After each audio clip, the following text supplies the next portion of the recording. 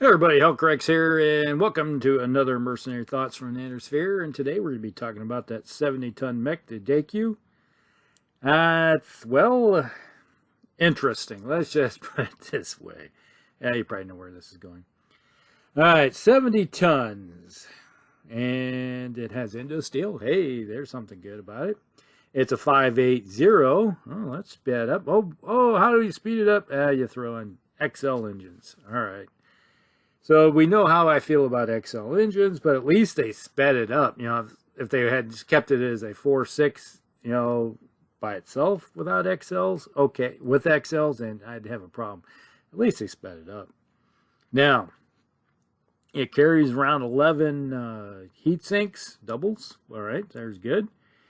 The armor with this thing is 192, which, you know, that's not bad. It's not maxed out by any means, but with 192, you're going to be blocking a few shots before it starts getting into your internals. So, yeah, it's like the center torso is going to have 27 points of armor. So, yeah, you're looking at something halfway decent there. It could take at least one Gauss rifle shot, and the right and left torsos can take at least a Gauss shot, or an E-Clan ERPPC. And the same thing can be said about the arms and the legs. But after that, it's like, yeah, your mileage may vary how well that's going to work for you.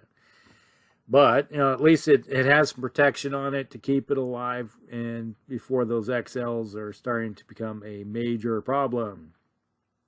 Now, weapon-wise, this is kind of interesting. It carries around the left arm a ERPPC. All right, what's not to like about that? Well, there's 15 heat, and then you're looking at a pair of AC5 Ultras in the right arm. So it has two AC5 Ultras, which comes in at 9 tons apiece. So you're looking at 18 tons, plus the 2 tons of ammo that go with it. So you're looking at 20 tons just wrapped up in something that has potential to do 20 points of damage. Yep. Well, okay. Yeah.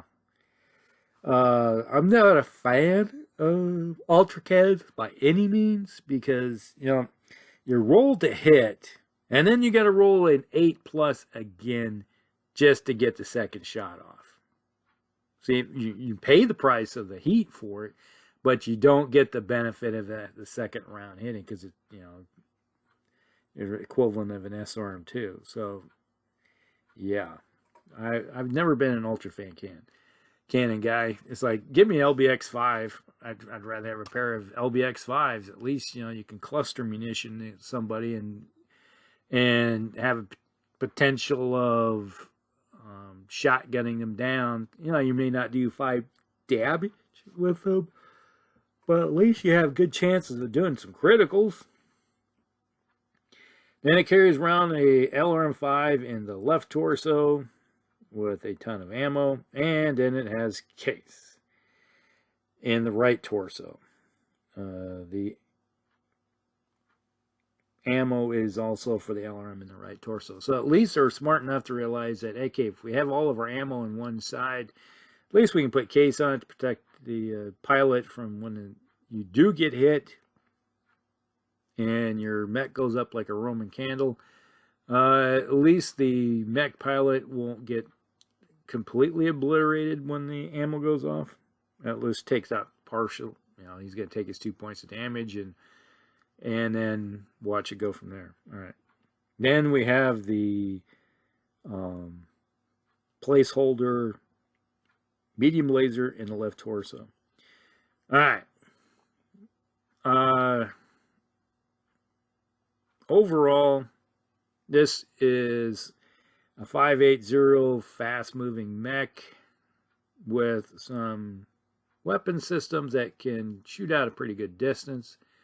So it's kind of like, personally, I think it would have been a mech that would have been better off as like one of those ultra cannons. So sure, if you want to run an ultra cannon, maybe with specialist ammo or something, sure. But have 2 of them, I'd rather take drop one of those and save 4 tons for a little bit more armor and maybe some special equipment and maybe some medium lasers and a ER large laser. You're going to do just as much damage with it. And obviously you're going to have some extra heat sinks to go with it, but there's give and take. But I've never been a fan of just ultra cannons, plain and simple, especially AC5 ultras. I can sort of get behind an AC10 ultra or an AC20 ultra, but an AC5, not so much. Not at all. So overall, yeah, it's one of those mechs that just leaves you sitting there going, I'm just wondering what was going through someone's mind when they designed it. So the best I can think of is maybe they wrap this mech around specialist ammo to try to figure out something that will help them out, doing a lot better penetration or damage or something with it, going that route. That's a good possibility. But overall, I am not a fan of this mech. Now, there are a few variants. All right, there's the 01R. This was a simple refit. Basically, they took the 2 AC5s and traded them for LBX5s and a C3 slave. Oh, okay, so that's not bad. So at least you can do some shotgunning with it, and you have the capability of being tagged into a lance together and using someone else's range to help you out. Okay, that's not bad. It goes basically, exactly what I was talking about. I'd rather have LBX5s over AC5 Ultras. So to me, that is a nice little swap. I can get behind.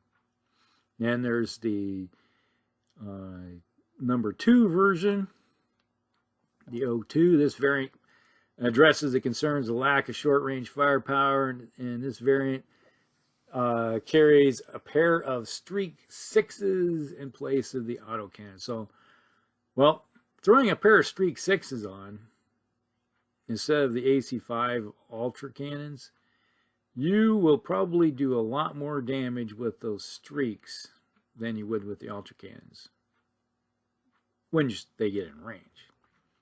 It also has a pair of ER medium lasers and a C3 slave.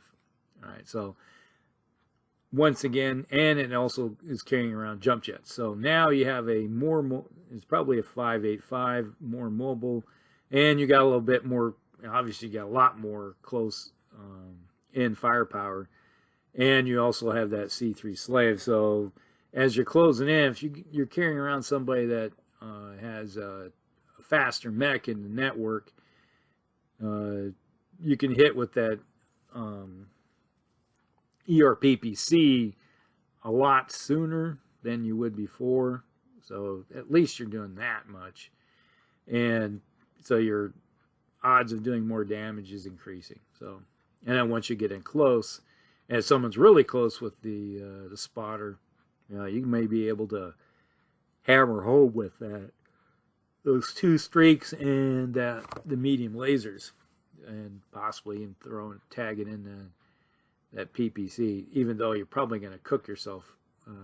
Because I don't remember them saying anything about additional heat sinks. So yeah, you're supposed to run around with 11. Then we have the 03 version. Now, here we go. They finally got the light fusion engines available, and they replaced the standard XL with a light fusion. And it has a C3 slave, and it places both autocannons with MRM 20s. All right, so the medium laser has been upgraded to an ER medium laser. Now, you do have the MRMs have a problem of hitting, but if you're using the slave network, if they're close enough within the short range bracket and they don't have ECM around to stop you, MRMs will actually start working out pretty good. It could turn it into a pretty decent fire support mech in the Lance. But until that point, you're looking at, you know, almost like Deadfire missile launcher. So your odds are it's a little harder to hit with them. And my only personal experience with MRMs is that yes, they do hit hard, but you know you're gonna have to worry about, you know, hitting problems. So that's pretty much it when it comes to the variants. So overall, it's not one of those mechs that just screams at me and says, "Hey, I gotta go get one." No, it's never has. When the first time I ever looked at the book, when I seen one of those in there, and go, no, it just didn't appeal to me at all. The loadouts on them. So that's the Daikyu. I think that's how you pronounce it, Daikyu, something like that. It's could be a mech that decent, but there's just enough of a train wreck that it just causes problems in my book. So there you go. Hope you guys like this one. So like and subscribe, share with your friends, and we'll see you in the next one. Hellcorrects out.